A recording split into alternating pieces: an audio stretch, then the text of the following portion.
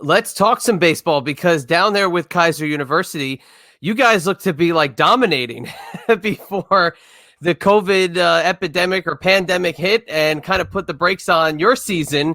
But before we get into that, how's everything going with you and the team and everybody down there in your neck of the woods? Well, doing well. I'll actually let you know that I did. I would tested positive for COVID back Oh, in did May. you? Yeah, my Oh, parents, wow. myself. Knock on wood, we had no symptoms. But what was happening is they were going to fly home with my daughter back up to Massachusetts, where she lives, and just to be safe, everybody tested. My daughter didn't test positive, but my parents and myself with no symptoms. But we're, I think, 40 days out. We're doing well, and we're back at action. So that being said, we had to go through that, obviously. Well, I'm glad to hear everybody's doing okay. I'm obviously, that was kind of caught me off guard, but very, I'm very happy for you to hear that you're doing well and the family's doing well. Well, appreciate it. But it's a touchy moment, and obviously we're all affected by it. And like you said, we were in the middle of a great season. I think we're on our way to one of our best seasons, with win record. And the COVID came, and obviously everybody did the right thing. This is much bigger than sports at this point in time.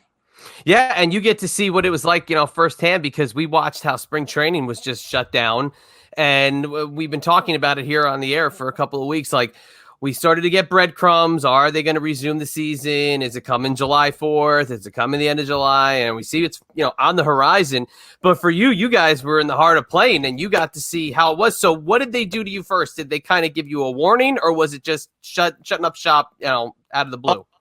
We played a weekday game on Tuesday, and it seemed that Wednesday that there was a good chance they were going to cancel our weekend series, which was going into spring break anyhow. That Wednesday was solidified. They're saying, "Hey, listen, this is unknown. We're going to close it down," and that's really when it happened. It happened around March 18th, I think. And when that news came, it was just a big deep breath.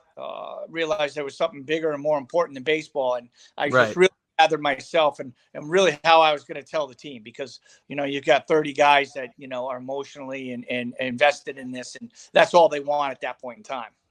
So yeah, how do you handle that with, obviously, at this age, they're very impressionable. They're listening to coach, they're listening to everything that you're kind of guiding them with. Is it one thing where you have to mentor certain guys and kind of tell them what's going on, or was this a team-based, conversation, maybe a Zoom call, that you had to share this news with everyone? No, fortunately I got to meet with them in person, and I was more stern with it. I was like, listen, as much as personally we want this and individually we want this and as a team we want this, this is something that nobody's been through, not in my lifetime anyhow. So I said, this is much bigger than us. So how we handle this is more important than playing a few more games. Right. I approached it that way, and I was dead serious with it. And I think they got that, hey, listen, whatever this is, it's stronger. At that time, we were, still unknowns, but we didn't know. And they took it. And obviously it was something big, bigger than we are. And so, I came across stern and say, hey, listen, this is bigger than sports right now. Let's make sure we're safe. Our families are safe, our grandparents. And that's how we went with that. And then I think a week or 2 weeks later, obviously everybody went home and did online class. Wow. Yeah, I mean, that's just unbelievable. Now, do you give them advice on how to stay warm, how to stay in shape, in this? Is that something, again, they're seeking you out to ask these kinds of questions?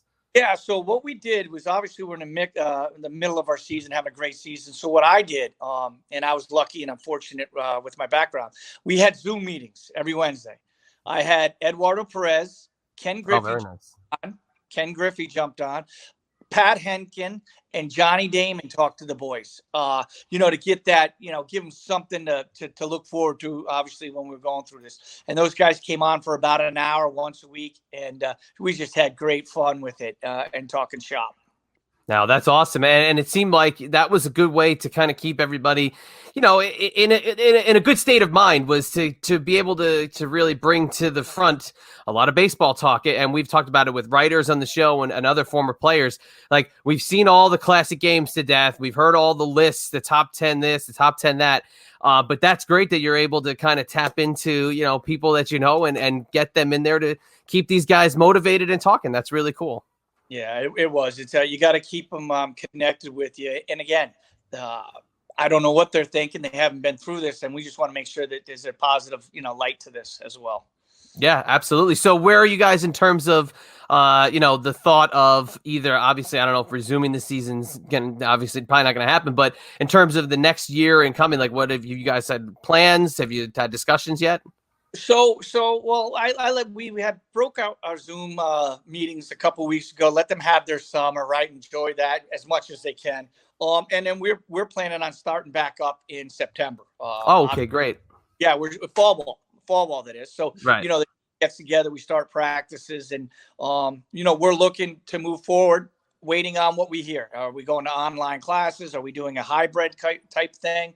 But I'm trying to keep the energy positive and the goals out there so that we don't get any drifters or wanderers.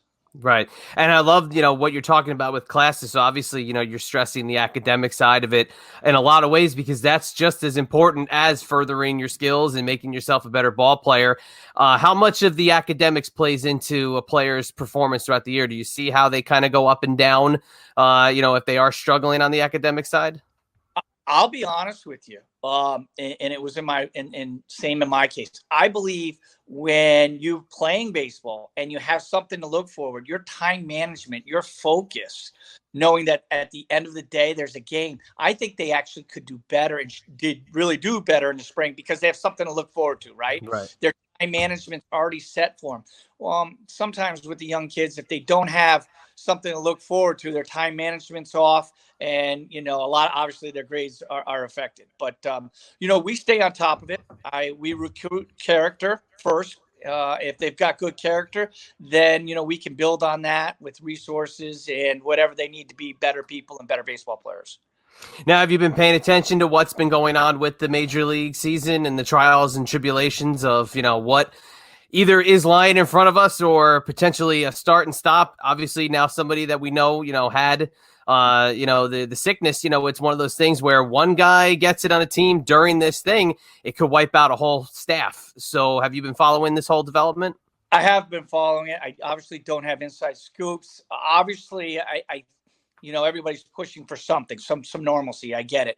But, I don't know what it looks like because there is a good chance, according to the numbers, that somebody's going to get it. Quarantines are 14 days, so I don't know what it looks like. I would hate for something to get started and then stopped. I've always been told once you get it going, keep it going. But I would hate for see a short season or shortened season. Yeah, I mean, there was, worry about Jacob deGrom and his arm the other day. Like, basically, if he missed opening day, that's going to be a couple starts. And in this 60-game season, this is very NCAA Final Four tournament style. That could cost the team a whole chance at winning. And it's so delicate that if that happens, man, I shudder to think where we're at. The only comparisons I think baseball can draw is the 1981 season where it was a little off and a little weird. But again, it's just kind of shrugging our shoulders and seeing what's going to happen. Well, 60 games. Listen, the average, DL times 14 to 21 days, right? That's season, almost half the season. So, I don't know. It's a crazy time. I like that we're trying to push through this as long as we're doing it safely because, like I said, the rest of us, the country needs some normalcy soon. Oh, absolutely. And I'll tell you what, just going back and looking at, your career and how you got drafted, 1989, third round by the Mets. I was looking at the draft picks in front of you, Alan Zinter, highly touted Mets prospect, Tom Engel, and then yourself, who was very highly touted Mets prospect for a long time. That when we finally saw you, it was like we were waiting all these years to see you get to there. Take us back to being drafted by the Mets in 89. What the process was like, were you scouted ahead of time, and kind of what was going through your mind when you were drafted by the team? So I grew up in a small town in East Lyme, Connecticut. Obviously, not major in the baseball market compared to Florida, Texas, and California. But I was an All-American my senior year, going into my senior year, and I got a lot of, pro scouts coming out. I originally signed to go to Clemson. For 4 years with Coach Bill Wilhelm was at that time. So I didn't think about, I mean, I thought about going pro, but I really just thought about competing every day. Small town kid, not seeing what's out there. I just wanted to compete and be the best in my local area, then in my state, and then whatever happened. It came to realization that I probably would get drafted probably 2 months out, maybe a month out. I had an invite to Yankee Stadium and then Shea Stadium. With the top players, the local, or I should say the regional area guys, and showed well, I guess. But by no means did I know that I was going to be a third round pick. I wanted to be a top five, only egotistically, but not only that, because I knew it would make my job going to college easier. If it was, if I put limits on it and you're not that good, Brook, then go get your education, have fun playing college baseball. But I had no idea I'd be a third round pick. That day was amazing. One of obviously my most memorable days. So who gives you the call at that point? Is it Joe McIlvain? Was he still with the organization? Who's doing the draft phone call? So back in that, they didn't have it on TV. They had right. No, none of that. Phone call. I would say around 4:00 from Paul Beretta, who's the scout. Okay. Yep. He called me and congratulated me. And then he said, okay, I'll be there tomorrow to sign you. And I'm like, whoa. Tomorrow's too early. I think that was a Wednesday or Tuesday or Wednesday, whatever it was. I think we met up on a Thursday or Friday, 2 days later to at least, wrap my head around what just happened. So he was really ready to sign me right then. And I'm like, oh, I got some thinking to do, but great movement. A lot of emotions went through. A lot of me just saying all that hard work paid off, and it was just a pat on my back for about a half a day, and then get back to reality. And in a time where Mets, I was looking at the picks. I was actually surprised they had 3 consecutive rounds of picks because they were so good and they were signing top guys. I was surprised they actually still had 3 consecutive rounds of picks. But as a catcher, Todd Hundley's also on the same track as you. So it's kind of interesting to see how, the path was going to be to the major league. So kind of talk about the minor league journey and what it was like going through the Met system. So, you get signed. So at 1 minute you're on the top of the hill, right? You're doing everything. You're the man. And then you get sent to Rookie Bowl. And for me, I've always been business about baseball. It's just, what can I do? How do I take care of myself? What do I eat? How do I get sleep? And that was it. I mean, the minor leagues, if you like the minor leagues, you're probably not going to make the big leagues. I hated every minute in the minor leagues. I hated the bus drives. When I say I hated it, it was just a reminder, you're not supposed to stay here. Right. So, it was my motivation, but, I got down to Kingsport. I didn't know what to expect first year with a wood bat. I hit 327 with, I think, 9 home runs, and, I had a great first year. So I was like, okay, I can do this. I belong. I can play with the best people in the country. And then next year I went to Columbia, South Carolina, and had another career year, as a catcher, hit 315 with 10 home runs. So I'm moving up. I'm getting noticed. Obviously, as a catcher, I still had a lot of work to do. And then, the St. Lucie Mets stopped. I did okay. It was different for me because, being a Northeastern boy, playing in a 99-degree weather in the summer, it takes a toll. I think I lost 15 pounds that year. Wow. I finished skinny. Again, got out of A ball, got to Double A, which was Binghamton, New York, and that was 1990. 92 was our first year in Binghamton. Had a really good year there, MVP of the World Series, which we won, and then got to Norfolk, which I loved there, but got to Norfolk, brand new stadium in 93. And that's right. Started off the first 15 20 games really good, and then it hit me. I had to make an adjustment, and I had my worst year in the minor leagues there. And AAA I was 21, just turned 22. And I just realized the older guys that are around, the pitchers, they pitch different, and I had to make some adjustments. So that was a real big learning year for me. And that was 92, and went back 93. Unfortunately, I had an injury, a staph infection in my left knee that I lost 2/3 of the season. So wow. So that was my stint with the Mets. Obviously, with the strike year, I did get to the big leagues with them for about 30 days, and then they put me on waivers. And then I ended up with Cleveland in 1995. for AAA for the summer, and then signed as a free agent the next year with the Cincinnati Reds. And that's really when I got to the big leagues. So when you got in the minor leagues, who's the first coach or who's the first guy to kind of start to needle you a little bit to kind of give you the ropes of, you're not in college anymore. You're here. You're ready to play. Who's the first guy that kind of takes you under their wing and gives you the business? Bill Stein was my first manager. He was awesome. And I meant that he was awesome for me is because I'm not a guy you have to tell twice. He told me what this was about, that their resources are there. I'm supposed to use them. Nobody babysits. Nobody holds your hand. And I went off and had a great year. And he was just there to remind me more of the mental side of how to deal with things, not the physical. And I thought he was a great first-time manager. Then I got to Johnny Tamargo, and I think that's where, he gave me that toughness, like, hey, listen, you had one good year, but you got to do this for a lifetime. And he really got to me. He's a former catcher as well, Johnny Tamargo. And just mentally, I think I got tougher from that. But throughout the Mets, probably my best manager and gave me the most. And probably I was more mature at that time was Steve Swisher. Okay. Yep. I had him in Double-A when we won it. And he talked really about, hey, a lot of good things are happening, but, you've got to still push. This is a dog-eat-dog world, especially in baseball. One day you're good, and the next day you're terrible. So I would say Steve Swisher pushed me on to probably get to where I needed to be to have my professional career. I think Doug's going to tag in here. He finally was able to join us. Come on, Doug, jump up. How are you, Brooke? So I had a quick question about, some of those last years with the Mets organization. Yep.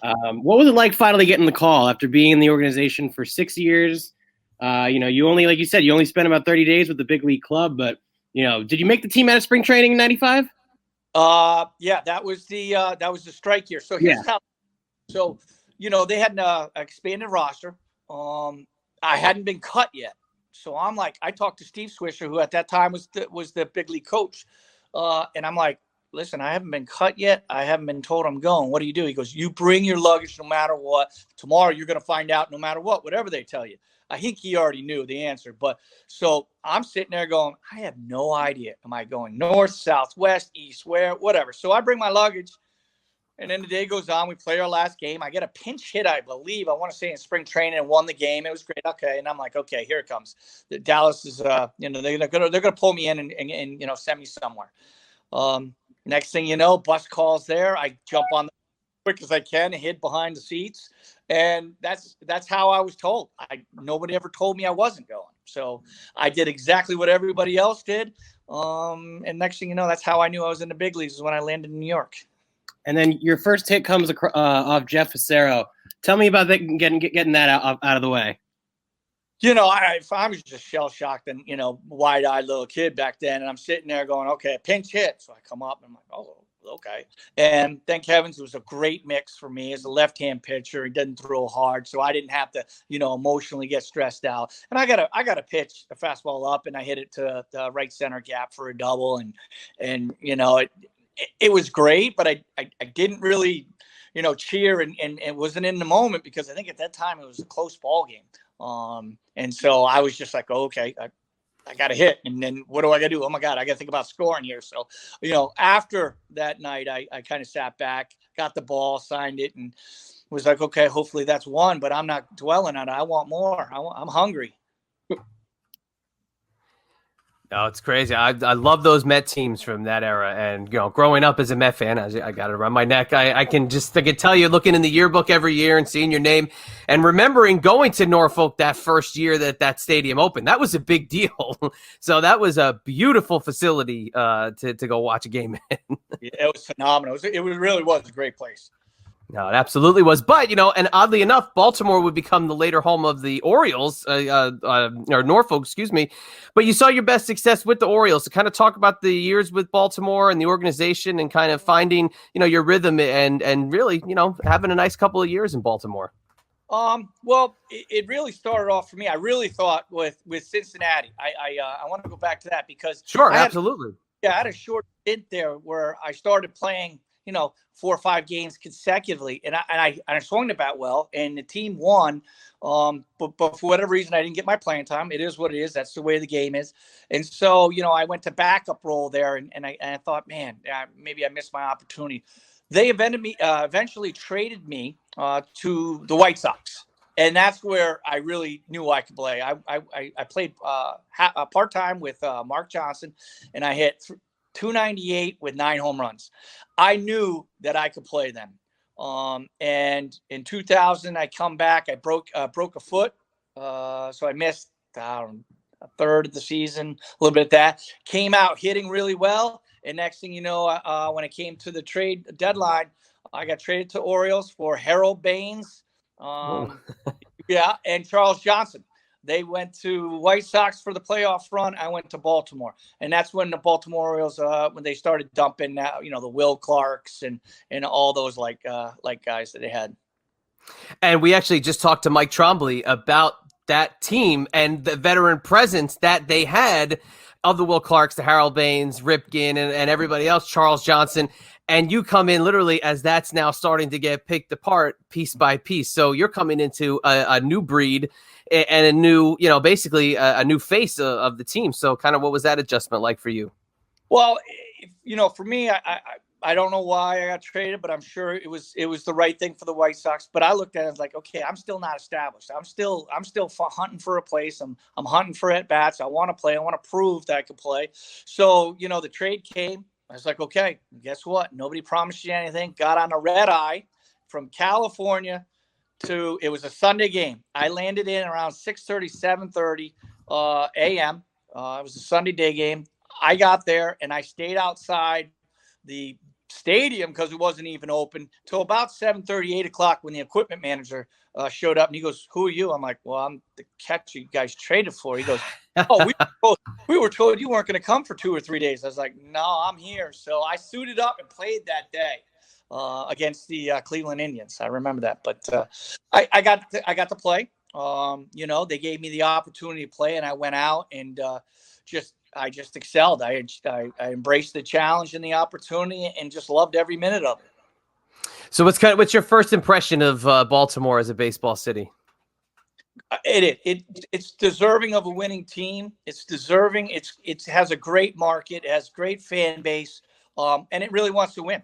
Back in the old days, they've had some great traditions, and then they're an organization and a franchise that deserves to win again and be on top. Tough conference, tough East, though. It's a tough East. AL East is tough, but they deserve to win. I find it funny. You just missed Davey Johnson by a few years in Baltimore, and you just missed him by a few years with the Mets. So it's funny. It's just one of those things. And with the Reds, he wasn't with the Reds at that point when you were going through. So yeah, you missed him there too. So kind of funny. You were not destined to play for the guy that the team that you originally drafted you had in the seats. Yeah. But Hargrove as a manager, how was he? Because again, it was a transitional team with a veteran presence that was getting picked apart. So how was he to play for?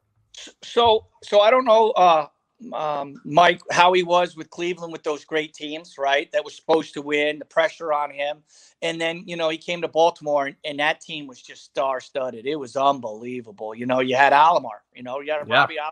So when it happened to him, I'm quite sure inside he's sitting there going, my days are numbered. What am I getting? I got Fordyce at catcher. No offense, Trombley. I got Trombley pitching. Right. And it went really young on us, right? Really quick. And he was awesome. He was awesome. And he's like, okay, if this is the hand I'm dealt, I'm going to make these guys understand this is a job. This is what they need to do if they want to have a career up here. And I thought he was amazing with the young guys. I really do. And again, it was a tough situation for him, but a lot of guys got their opportunity, might not have in any other organization. It always seemed on paper those Orioles teams were primed and ready to go, and it just seemed like something always happened, whether it was injuries or a losing streak or something. But it's weird because they're either really, really good or they're kind of like right here. So you got to see that the teams all had potential and to be great winners, but it was just something that always kind of was there. And now, how about when Ripken retires? So does the team lose any bit of that? That firm constant that now in 2001 he retires and, you're there still in the post Ripken year. in all fairness to Cal, I mean, obviously he's a great ambassador of baseball, period, and a great player, period. But I think what happened when he was there and it started changing and he was the only constant, I think it became Cal, about Cal because, he's finishing out his, obviously his career, which is amazing. And, the team wasn't as good and wasn't that competitive, unfortunately for him. So it almost took on, okay, well, it's Cal's final tour. And then the Baltimore Orioles get to play. Yeah, and in all fairness, he deserved that. But I don't think that there was, we were trying to fight for each job. Everybody was trying to keep a job. So it was great kids, great guys. But I just don't know if the concept of winning and let's try to beat the Yankees, Red Sox were really, really there. Yeah, I mean, still great. I mean, Jeff Conine, great veteran presence. It was still a great team. But again, like on paper, they looked like at the beginning of the year, if you're in Baltimore at the beginning of the baseball year, you think the Orioles are going to win 200 games because they're so motivated. And it was always tough to watch to see the team kind of fall apart. But I'm going to welcome Doug back in because we're going to have you put on the gear. You're going to put on the catcher's gear. You're going to put on the batting helmet. We're going to hit you with some stats here before we get into the wrap up. Oh, jeez. So, Brooke, I like asking people, sort of what they remember about most hits, stuff like that. But as you're talking about the Yankees and those tough teams, I broke it down to just your time with the Orioles. You hit 368 off Andy Pettitte with 7 hits. You hit 500 off Clemens, 7 for 14. And you went 4 for 10 with a 444 average off Mariano Rivera. So in that time period when the Yankees are just destroying everyone in baseball, especially that division, was there anything different about your game going up against them? What was about those pitchers? My career, if you look at the Red Sox and the Yankees, I already did well. Always did well.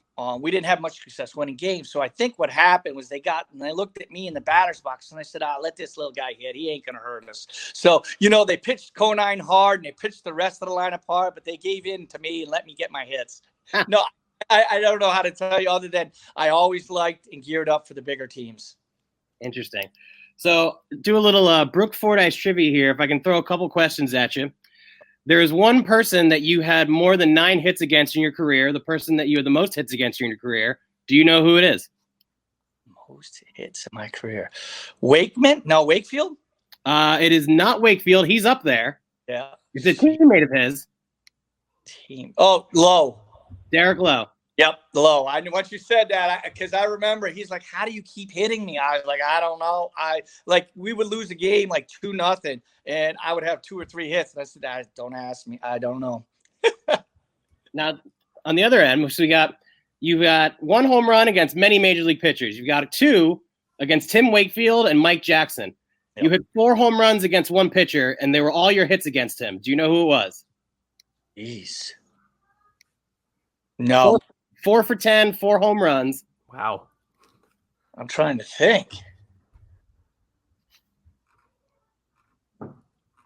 I have no. You blanked me. Mark Redman. You know what? I was gonna just say that, Mark. Because I remembered somebody saying, used to kill. That's right. Oh my! See, but you forget because if you're dwelling in that moment. He's like, okay, that's one more. Try to get one more. Stick around one more day. So, wow, that's good. No, I got to remember that stat. And then on the flip side, you struck out against Hideo Nomo 6 times in your 12 at-bats against him. Someone else up there, Mike Mussina gave you trouble, even though you caught him previously. Can you talk about what it's like facing someone that you have caught before? So, 2 different, obviously, perceptions, right? Hitting and then catching. The thing about when I was catching Mike Mussina is wherever I set the glove up, he'd hit it with any pitch, fastball, curveball, slide. I mean, he was just amazing. He really was. Now hitting, it just seemed like it always had movement. I couldn't see it enough. I mean, his deception, his curveball, but I anticipated his curveball when I was catching. Oh, this is easy. Then you turn around and you look at a different perception and you're like, oh man. And He literally could do anything he wanted with baseball. It was fun to catch, not fun to hit. That's great. No, that was, we would get Mark Redman on. I bet you he'd say that the toughest guy he couldn't get out was Brook Fordyce. So there's a flip side of that. Now, before we wrap up, and we're going to talk about the Seahawks again, we got to ask about the memorabilia behind you. It's the elephant in the room. I've been staring at it the whole time. What do you got behind you? What's the marquee piece? Oh my gosh. I don't know if there is a marquee piece. They're all there's Chipper Jones bat, Manny Ramirez, Nomar Garcia Parr. I mean, everybody I played with. I've got the Yankees, Giambi, Jeter, Rodriguez, you name it. And then the baseballs, Maddox, Clemens, Randy Johnson, Glavine. I mean, you keep going on. Now, I have Mark McGuire, baseball, that when he hit 60, I was catching. Oh, yeah. So when they just had that 30-30, I was catching when he hit number 60. And I have posters on the other side of the office with him signing it, saying, "What a great day." So it's just anybody that I admired throughout the year, I've got them. Jim Thome, Paul Konerko, obviously, Ordonez. It just goes on and on. I try to get everybody's autographs back. that's awesome. No, I'm just staring at it. It's one of my things, so I'm just staring at the stuff behind you, and it's very well displayed. That's another plus. So very cool to see you have all that. Thank you. So, all right, well, let's get into the wrap up here. We've been talking to Brook Fordyce, and we're talking about the Kaiser University Seahawks, where, like we said, they were dominating. They were doing great, 19-6 before the COVID hit, and and hopefully restarting in the fall. So, before we wrap it up, talk about frozen ropes, talk about whatever you got, and the floor is yours. Well, with the Kaiser thing, and that's what this is really about. Kaiser University is coaching college baseball players, and my experience. Here's what's funny: a lot of the kids don't want to hear about when I played or how I played. They have their different techniques or whatever, but I tell them the game's still the same mentally, and how you approach your business. And I'm relating to kids now. I mean, the game has changed since I played. I think these are all my opinions. I like the way the game was played when I played because I succeeded, I think, at it. Now there seems to me, again, these are all my thoughts, less team, more about me, a little bit more about show and entertainment. And I still love the game, and I accept it because that's bringing fans in, which keeps our game, obviously going.